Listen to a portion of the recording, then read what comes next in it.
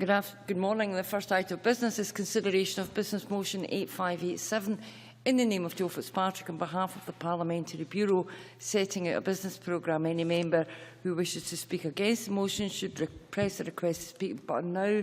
And I call on Joe Fitzpatrick to move motion number 8587. Moved. No members asked to speak against the motion. Therefore, I now put the question to the Chamber. The question is that motion number 8587 in the name of Joe Fitzpatrick be agreed to. Are we all agreed? The motion is therefore agreed to. The next item of business is consideration of Business Motion 8586 in the name of Joe Fitzpatrick on behalf of the Parliamentary Bureau setting out a timetable for the Stage 3 consideration of the Victim and Witnesses Scotland Bill. Any member who wishes to speak against the motion should press the request to speak button now. And I call on Joe Fitzpatrick to move motion number 8586. Moved. No members asked to speak against the motion. Therefore, I now put the question to the Chamber. The question is that motion number 8586 in the name of Joe Fitzpatrick be agreed to. Are we all agreed? Yes. The motion is therefore agreed to. We now move to general questions. Question number 1, Alice McInnes. Thank you, Presiding Officer. To ask the Scottish Government what actions it has taken in response to the recommendation of the Commission on Women Offenders that an urgent review of the provision and resourcing of services for women in prison with borderline personality disorder and post-traumatic stress disorder should be carried out. Cabinet Secretary Ken McCaskill. The Scottish Government's response to the Commission's report in June 2012 advised that we would keep the recommendation for a review under consideration while we prioritise work to respond to the Commission's recommendations regarding the actual provision of mental health support for women offenders. This has included funding NHS Lothian to improve responses to women offenders with borderline personality disorders and PTSD, Scottish Prison Service developing the mental health training within their staff induction programme and ensuring the new women's prison at Inverclyde and the rest of the female prison estate meets the mental health needs of women offenders. Alice McInnes. Thank the Cabinet Secretary for that answer. From June 2012 until November 2013, 37 women were held for various times in Cornton Vale's separation unit. The majority were reintegrated into the main prison very quickly, and I recognise the use of the unit as a safety valve. However, 4 of those women were held for very extensive periods of time. 3 of the 4 women were under the age of 21. In the worst example, 1 woman placed in one of those special bare cells in solitary confinement on 6 separate occasions for a total of 387 days. The Cabinet Secretary will know these figures because it's against the prison rules to isolate someone for more than 72 hours unless authorisation is sought from Scottish ministers. While I understand the difficulties in managing the complex behaviour of these young women, I am appalled that this type of containment should be used for so long and believe that such lengthy isolation can only compound their ill health. Does the Cabinet Secretary believe that using Rule 95 is the most appropriate mechanism? Why is Rule 97 not invoked? That at least would ensure that a medical practitioner was advised of the course of action. Will he consider amending the prison rules to trigger a review by an independent panel when a series of back-to-back extensions have been applied? And finally, can the Cabinet Secretary tell me at what point he will stop signing the orders and demand a different, more humane, less degrading approach that tackles the health needs of these young women? Cabinet Secretary. Well, these are very complex and difficult matters. Borderline personality disorders are difficult to diagnose. They're even harder to treat. They're matters that I have discussed not simply with the Chief Executive of the Prison Service, but with the HM Inspector of Prisons. I'd be happy to meet with the member if she wished to discuss matters. These are operational for the SPS. As the member will be aware, as Colin McConnell remarked when he discussed this matter with the Justice Committee on the 5th of November, there are occasions when an individual has to be kept under close supervision for her own safety and well-being and that of other prisoners. Not only can they be violent towards other prisoners and staff, frequently that's also conjoined with self-harming. And these things are done reluctantly, but often, as I say, with an element of trying to ensure the safety of the individual concerned.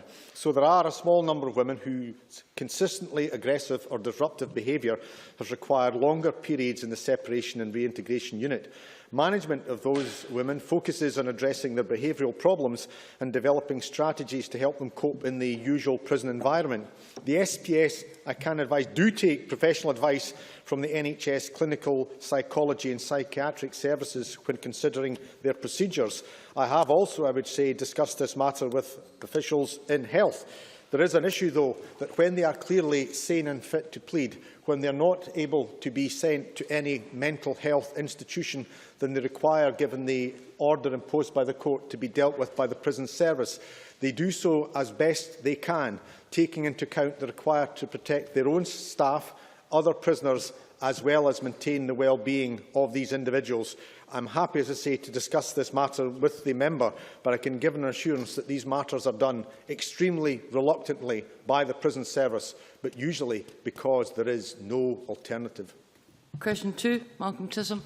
To ask the Scottish Government when it will publish its final proposals concerning prison visiting arrangements. Cabinet Secretary Ken McCaskill. The Public Services Reform Prison Visiting Committee Scotland Order 2014 was laid in Parliament on 4 October 2013.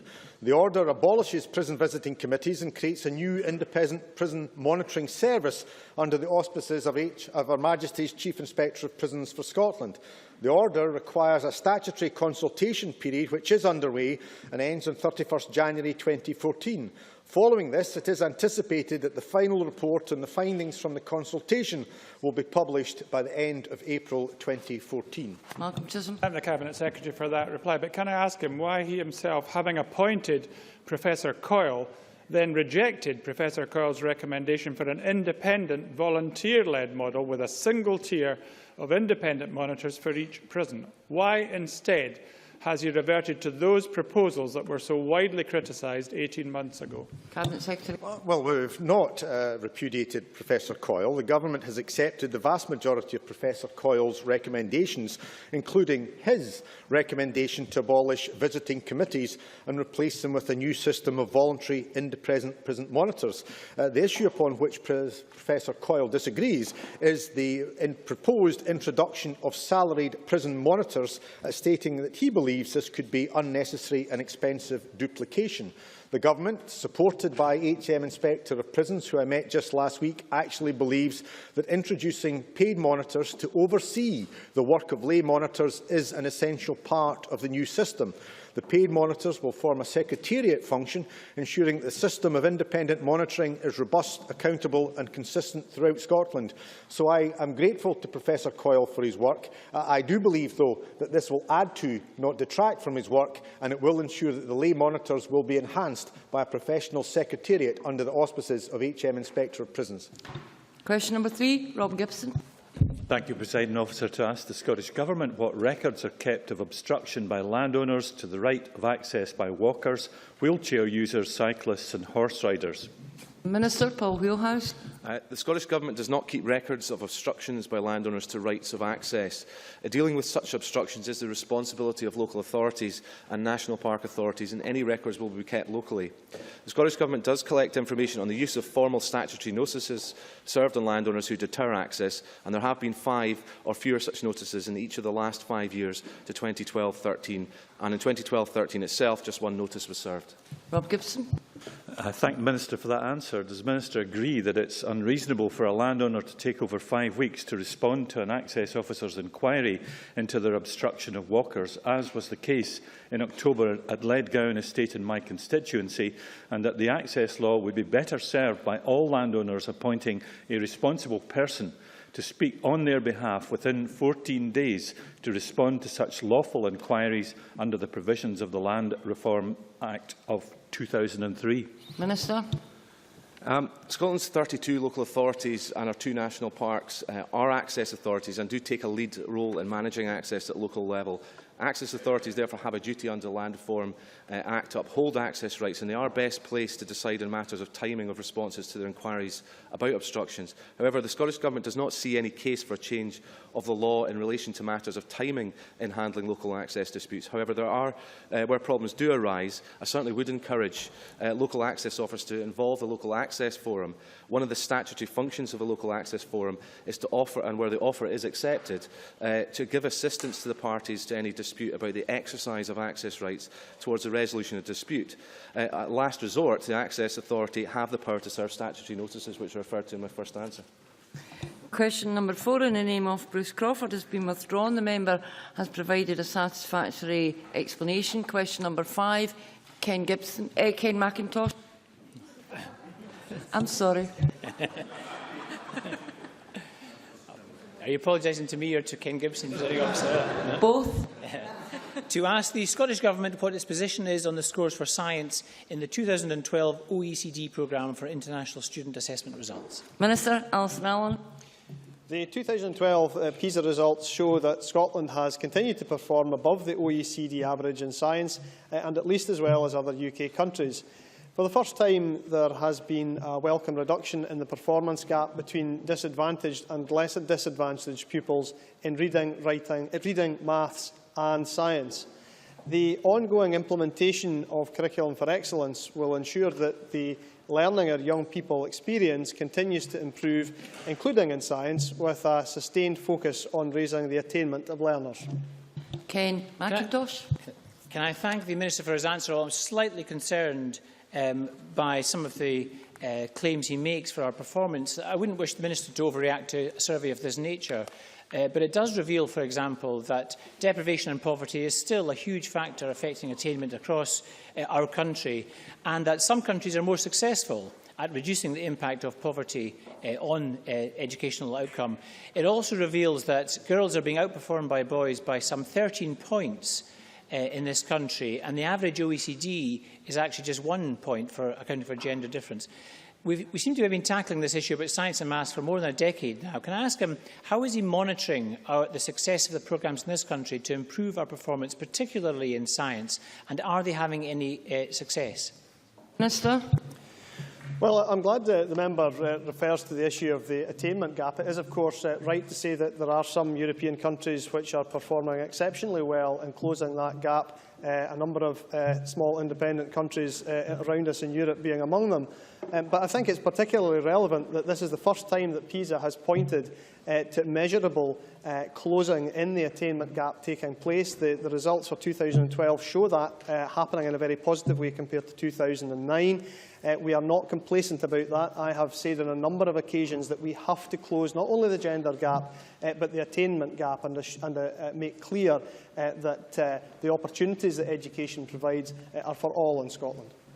Question number 6, Alison Johnson.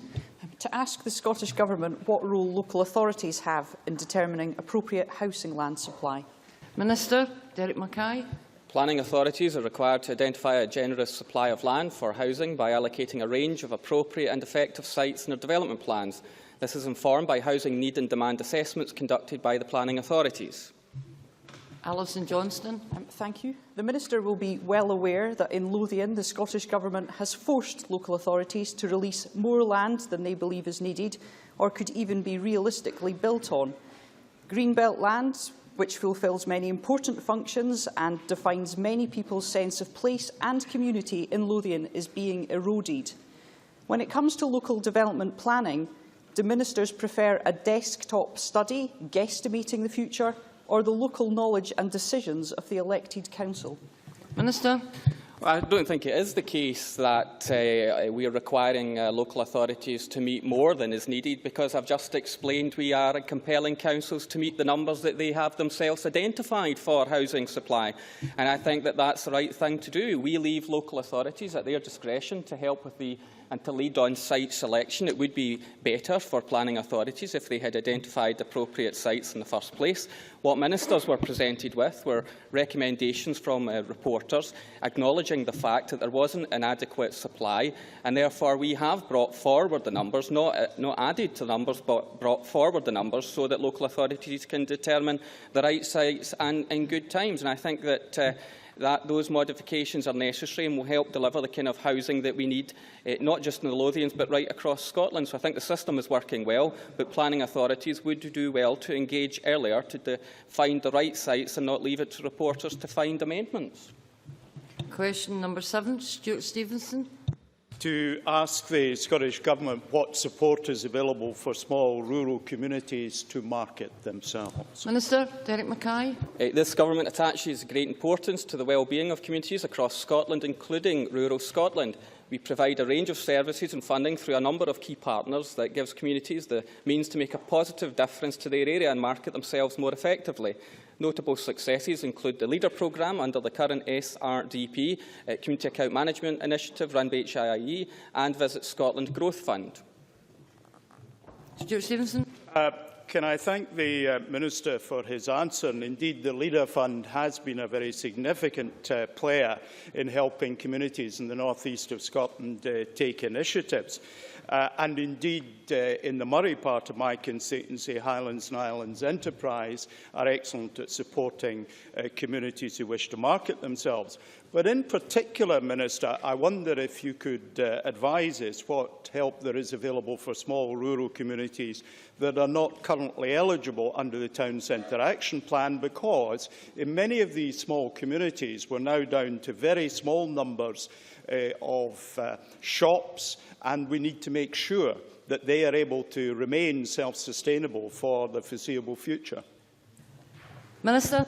I'm sure that Mr Stevenson would welcome that the Town Centre Action Plan has produced a range of actions and methods and a toolkit from which any community can draw upon actually to support their community so that they are more dynamic and vibrant and can be sustainable in what has been very difficult times. And as we deliver continued recovery, every part of Scotland can benefit from those funding packages we've made available, and would also draw more attention to community ownership and their involvement in social enterprises in local communities, a sense of place, business improvement districts, and also the People and Communities Fund. And of course the member will also welcome, as will most members of this chamber, the announcement on business rates, which will continue to ensure that Scotland has the best package of business rates relief in any part of these islands.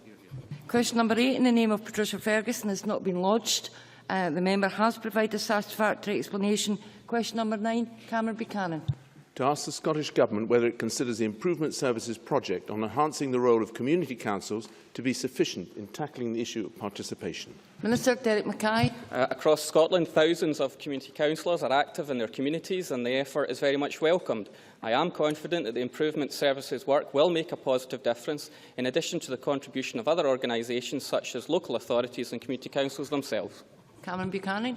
I thank the Minister for that response. However, he is aware that within my region, the City of Edinburgh Council and West Lothian both held elections in October, following which one community council was disbanded in Edinburgh and 5 in West Lothian, due to a lack of interest, albeit West Lothian now state that they are confident of at least 2 of these reforming. Minister. Can he advise precisely what the Improvement Service is doing to address this and prevent the further loss of our very important community councils? Minister. There are a range of actions that will arrive from the funding we've committed to the Improvement Service, including training, greater involvement, mapping out the relationship with other organisations, greater use of electronic communication as well, and a number of new pilot projects to try and enhance the participation in community councils. But I think the member is absolutely right. The levels of participation and turnout are not adequate, and that's why we want to do more.